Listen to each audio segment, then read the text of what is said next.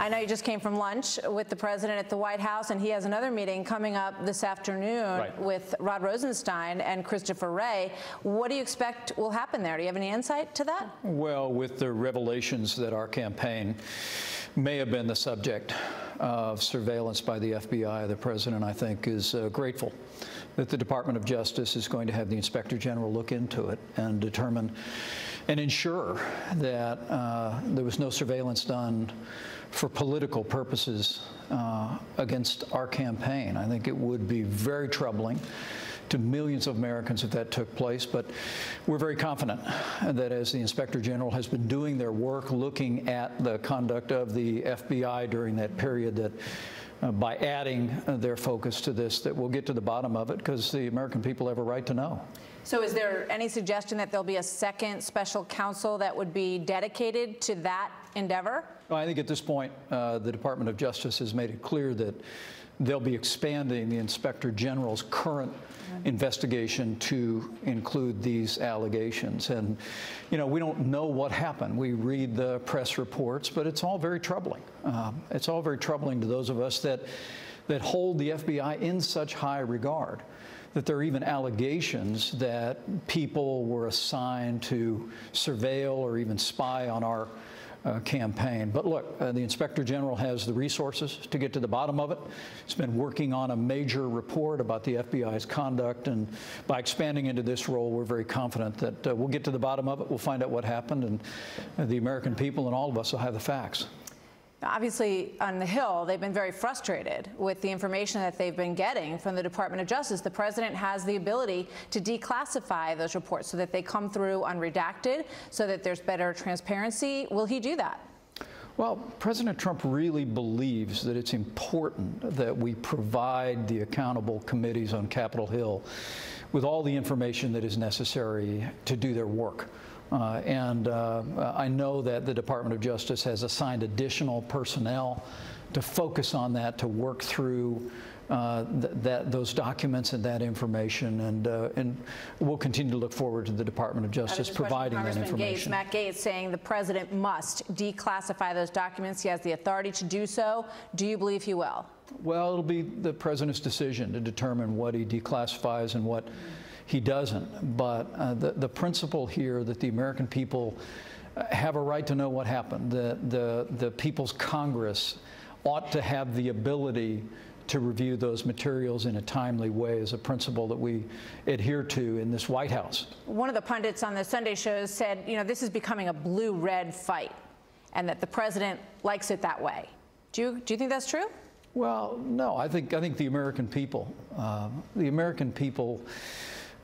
understand that when it comes to the Department of Justice, when it comes to the FBI, that we have thousands of men and women who each and every day are dedicated to enforcing the laws and protecting our families and protecting our country. But the American people also have a sense, that we all do, that things went awry in 2016, and we need to know what happened. We need to get to the bottom of the facts. You got some heat when you went on some of the Sunday shows for saying that this needs to be wrapped up. They compared your comments to Richard Nixon, talking about Watergate, and saying that all the documents had been given and that it needs to be wrapped up.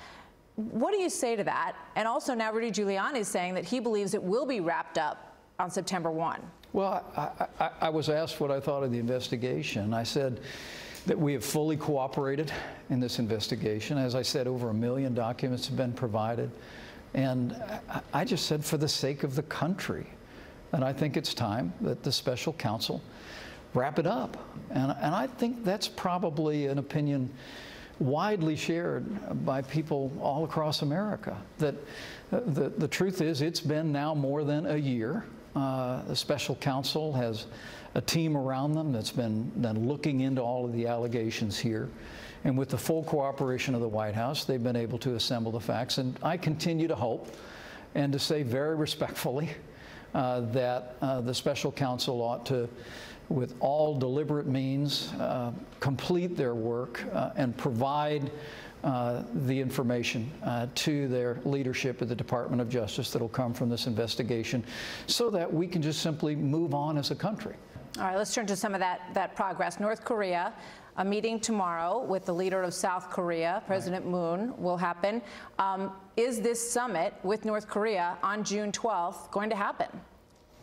Well, as the president often says, Martha, we'll see. And what I can tell you is that from the early days of this administration, President Trump made it clear that this time, in this administration, it would be different from prior administrations, where North Korea found a way to get concessions from the United States and from countries in the West in exchange for illusory promises about abandoning their nuclear weapons program. President Trump from early on initiated what we call the extreme pressure campaign. He marshaled the resources of the world community to bring economic and diplomatic pressure to bear while keeping all options on the table to achieve the objective of a nuclear-free Korean peninsula. We've stayed on that present course and heading. We've never wavered from it. But when Kim Jong-un, through the South Koreans, reached out and said that he would suspend his nuclear testing, suspend his ballistic testing, and be willing to achieve complete denuclearization through talks in exchange for a meeting with President Trump, this president readily said yes. They asked for the meeting, and we continue to be open to it. But rest assured that the United States will continue on the path that we are on, because this president has made it clear that we will not tolerate North Korea possessing nuclear weapons and ballistic missiles that threaten the United States and our allies. Is that process of denuclearization something that could happen over time in stages? Well, what the president's made clear is that we need complete and verifiable and irreversible denuclearization. And there's opportunities and benefits for North Korea once we reach that point of no return. Once we reach the point where as they dismantle their nuclear weapons program with proper verification and full transparency, that then President Trump has already organized support from Japan, from South Korea, from other nations in the region, including China, to organize the resources that would create a brighter future for the Kim regime, a brighter future, more importantly, for the people of North Korea. But it all begins with North Korea committing to complete denuclearization, taking concrete steps to achieve that. All right. So, you know, when you came out of lunch today with the president, was it your feeling, I think this summit's going to happen in June? Well, like I said, I think that in our discussions with leaders in the Congress, and the president spoke with President Moon this weekend, who will welcome to the White House tomorrow, that our posture is we continue to be open. Mm-hmm. We continue to be open to achieving denuclearization on the Korean Peninsula by peaceable means. But there are some reports that the president is concerned that if it fails or it doesn't go well, it could be very embarrassing to have gone this far down the road, and that he's seeking input as to whether or not we should maybe rethink this whole thing. Well, I don't think President Trump is thinking about public relations. He's thinking about peace. He's thinking about how we achieve what has eluded successive American administration. I mean, truthfully, the Clinton administration, even the Bush administration, got played in the past. We offered concessions to the North Korean regime in exchange for promises to end their nuclear weapons program, only to see them break those promises and abandon them. It would be a great mistake for Kim Jong-un to think he could play Donald Trump. So clearly the president's still willing to walk away. Well, there's no question. But look, it's we hope for better. Right. We really hope that Kim Jong-un will seize the opportunity to dismantle his nuclear weapons program and do so by peaceable means. You know, there was some talk about the Libyan model right. last week, and you know, as the president made clear, you know, this will only end like the Libyan model ended if Kim Jong-un doesn't make a deal. Some people saw that as a threat. Well, I think it's more of a fact. I mean, President Trump made it clear the United States of America, under his leadership, is not going to tolerate the regime in North Korea possessing nuclear weapons and ballistic missiles that threaten the United States and our allies. And we've made it clear that we are continuing to bring economic and diplomatic pressure to bear on North Korea, that all options are on the table to achieve that end. But that being said, we've seen great progress in recent months. Last month's Inter-Korean Summit, where you saw the leaders in the North and South meet at the Blue House, have that discussion. The reality is that we hope for a peaceable solution. The President remains open to a summit taking place, and we'll continue to pursue that path even while we stand strong on the objective of denuclearization and the extreme pressure campaign that's underway today. Yeah, I mean, if it doesn't happen, the military option is basically back on the table. Well, it never came off, Martha. Okay. The truth is that President Trump has made it clear that this administration will not tolerate the regime in North Korea possessing nuclear weapons and ballistic missiles that threaten our people, that threaten the United States of America, that threaten our allies in the region. But we'll continue to be open to the diplomatic path, and that'll be much of the discussion tomorrow with President Moon. So it is wait and see, and tomorrow a very important day in whether or not that North Korean summit in June on the 12th actually takes place. Watch for that to play out. In the meantime, this evening, a meeting that the president has been in, a dinner tonight with governors on border security and safe communities. That's happening in the Blue Room. Here's some of the play out. Appreciate you being here. I'm delighted to welcome 5 of our nation's great governors to the White House. And Governor Hutchinson, Governor Ducey, Governor Bryan, Governor Martinez, and Governor McMaster. They're doing a fantastic job, and we're going to be talking about numerous things, but one of the elements so important to us is to discuss the border and border security, crime, and other things, but that's what we're going to be focusing on tonight. We're grateful also to be joined by Secretary Nielsen, who's really working very hard at the border with some very bad laws. We have laws that are the worst anywhere in the world as far as stopping people from coming in. But with that being said, we're down over 40% border crossings. We've been able to do what I think nobody else has been able to do. We're down over 40%. Tonight we'll be discussing joint efforts to stop illegal immigration and secure the borders. Also, we're going to be discussing the deadly ravages of drugs, gangs, and crime that's pouring across our border. We are stopping it and getting them out when they're able to get through. And the only reason they do get through is because of our weak laws that really have been given to us by weak people in Congress. The Democrats have been horrible on border security. Frankly, it shouldn't be allowed, and many of them are standing there and sitting there and agreeing with me 100%.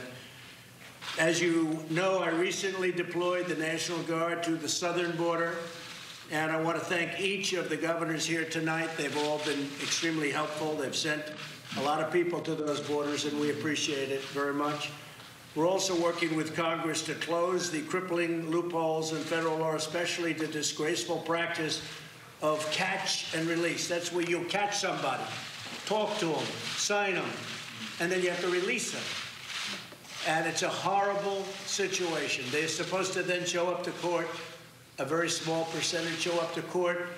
And what happens is they get lost in our country. And in some cases, these are not people that you want in the country. So we're talking about catch and release. We have to end it. We're working with Congress on that. These laws have been there a long time, and they are horrible. At the same time, we'll use every relevant legal authority to immediately protect our national security and to dismantle the violent criminal organizations plaguing our nation and poisoning our children. What's happening with drugs is a disgrace. We started the wall. We have $1.6 billion for the wall. We've started new sections, and we've started fixing large sections of wall. We have areas in San Diego that are going up very rapidly. We could have waited, and we would have had tremendous support to build a wall because they wanted it very badly in San Diego. We decided to go forward instead. We've made a lot of progress on the wall, but now we're going for additional funding, and we need the wall for protection of our country, also for keeping the drugs out. Very effective, probably the most effective thing. So with that, I think maybe what I'll do is we'll go around the room, and each of the governors can say a few words, talk about the border, talk about crime, or any other subject you'd like. Mr. Governor. Thank you, Mr. President.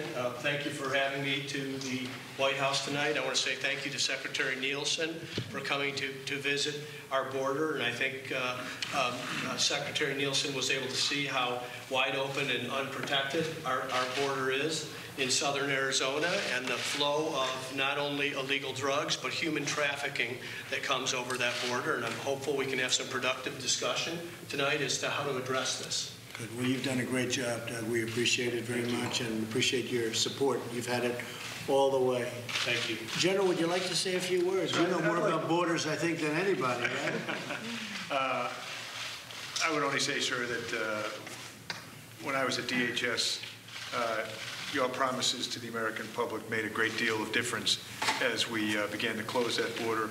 We passed it off to a great woman who's now the Secretary of Homeland Security, and she's doing a magnificent job. So with that, I'll just thank you very much. Thank you.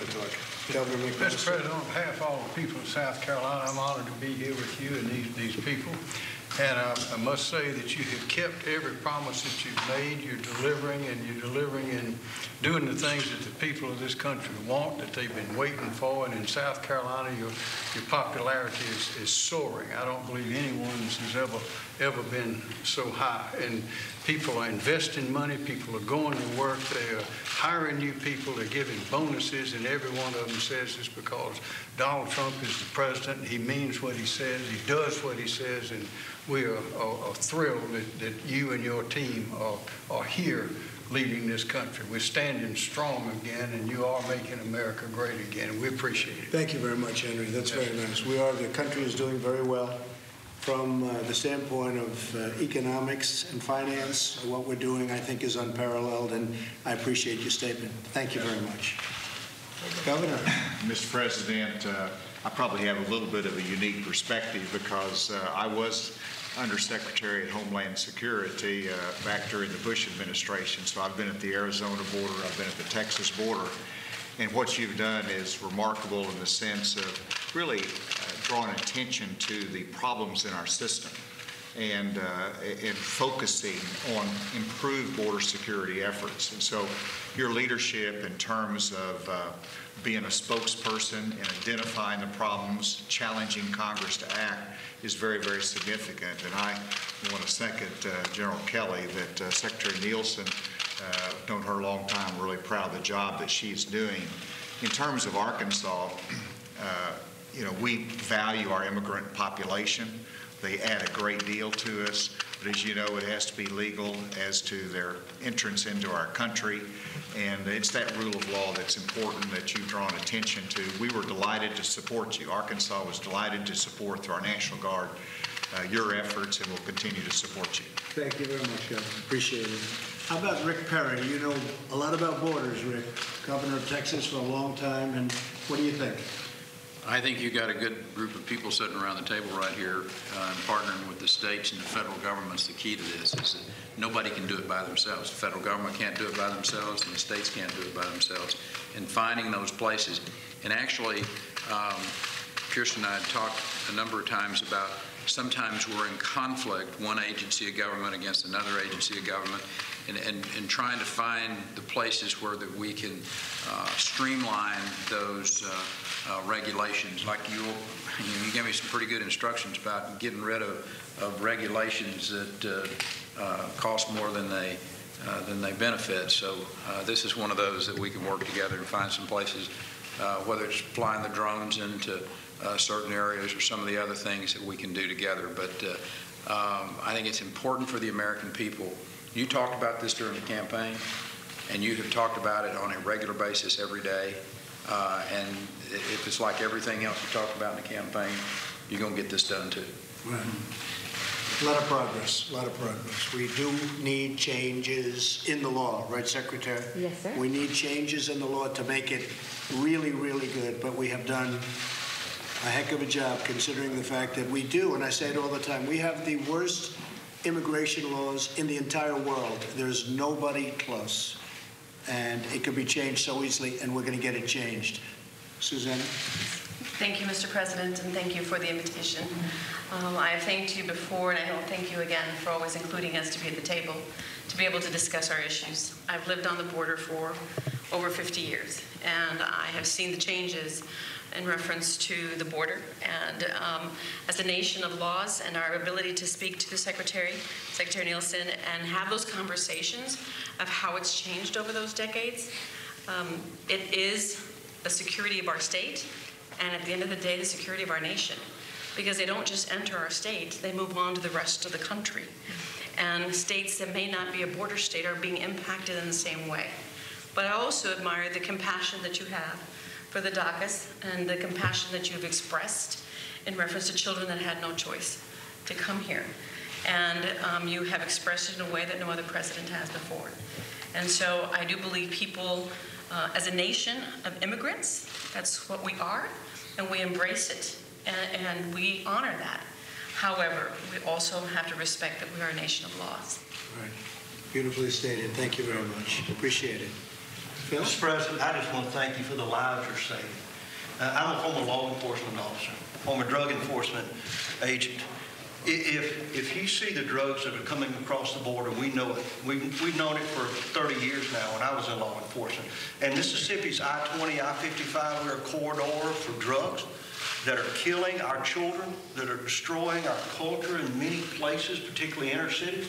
The trafficking of young girls primarily from South America into the United States. We're trying to stop that in Mississippi.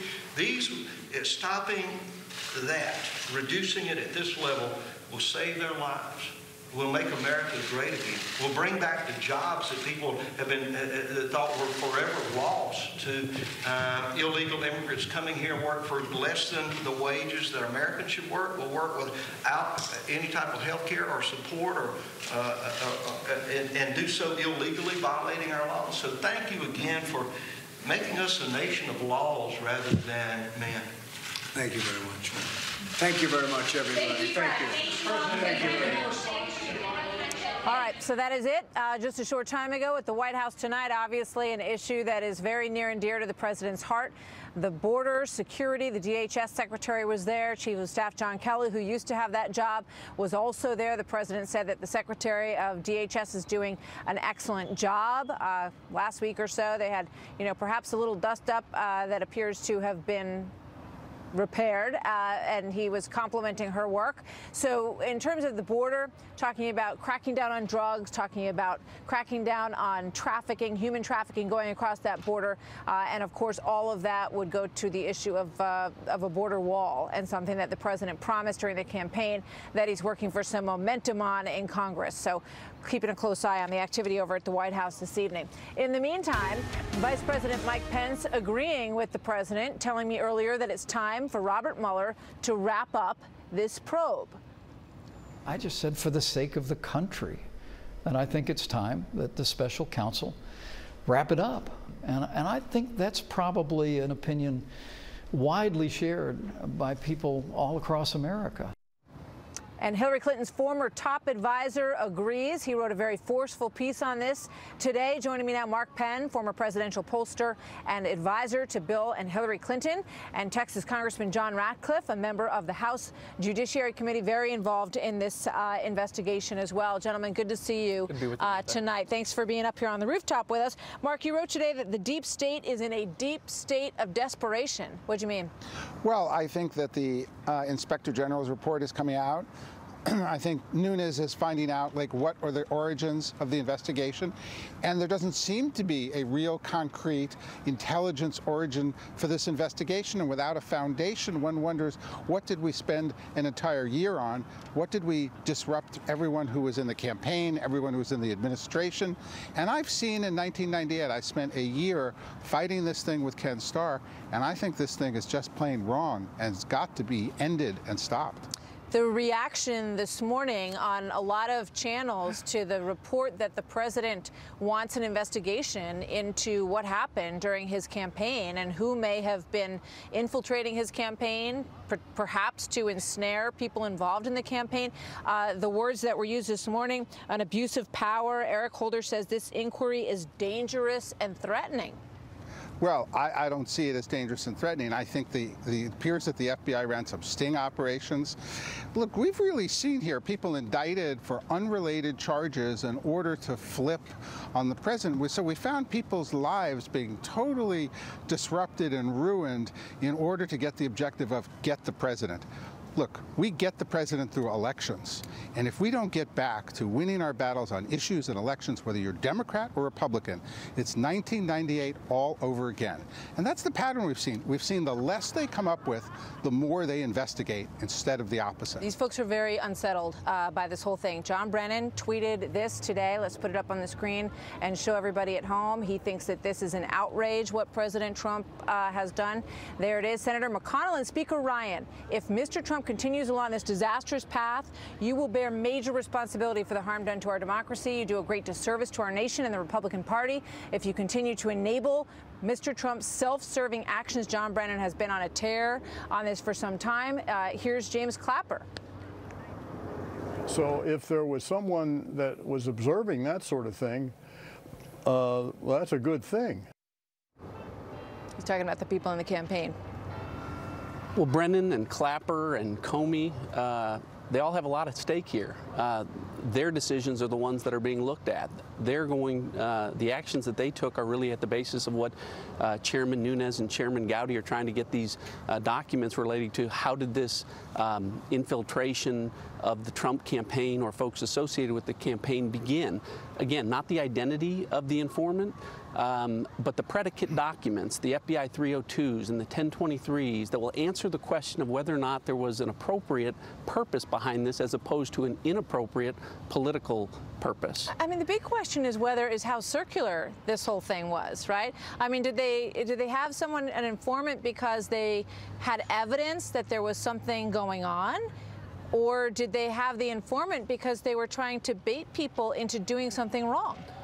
Right, and that's ultimately the question that these are fair questions. We have to get the answers to that because right now those answers are in classified documents that members of Congress haven't seen. Apparently some members of the media have seen them, and that raises questions in and of itself. But we've got to keep pressing on this. Mark raises fair points. We've seen unprecedented actions taken in connection with political candidates and campaigns and the involvement of our intelligence community and our law enforcement community.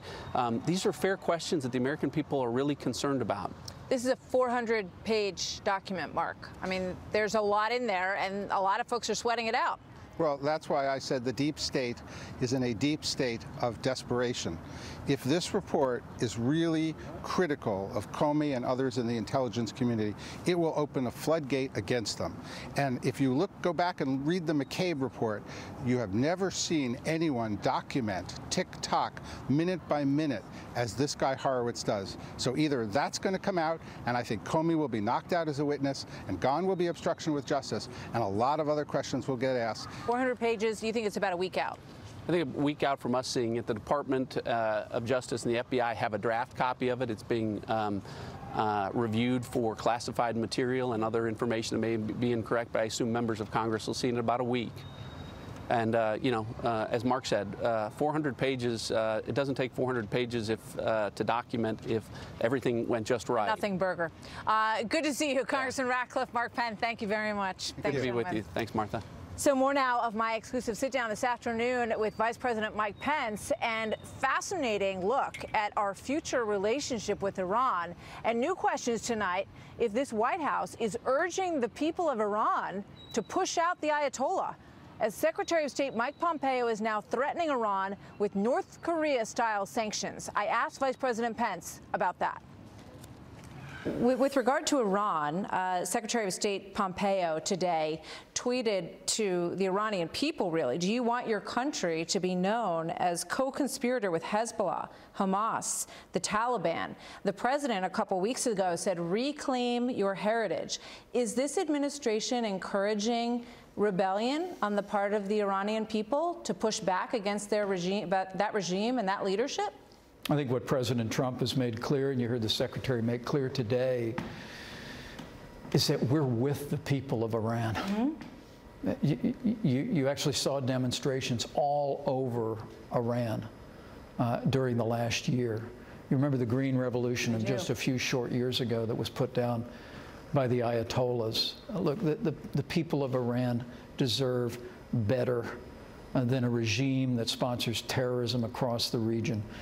The people of Iran deserve better than a regime that continues to focus its resources on threatening the world. So in what way would we aid that or help that or encourage that? What would we do?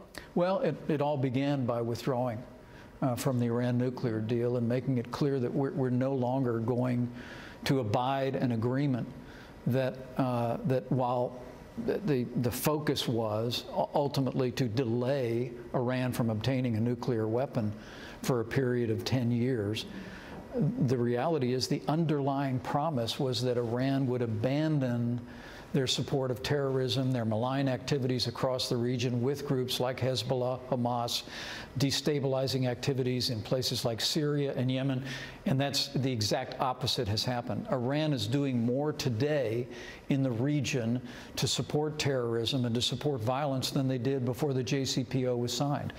President Trump has made it clear that we're out of the Iran nuclear deal, and we're calling on our allies across Europe to join with us in a negotiation over a new agreement that will take into account permanently banning nuclear weapons, that deals with Iran's influence in places like Yemen and, of course, Syria, deals with ballistic missiles, and ultimately will put limitations and restrictions on Iran should they continue their malign activities in support of terrorism and violence across the region.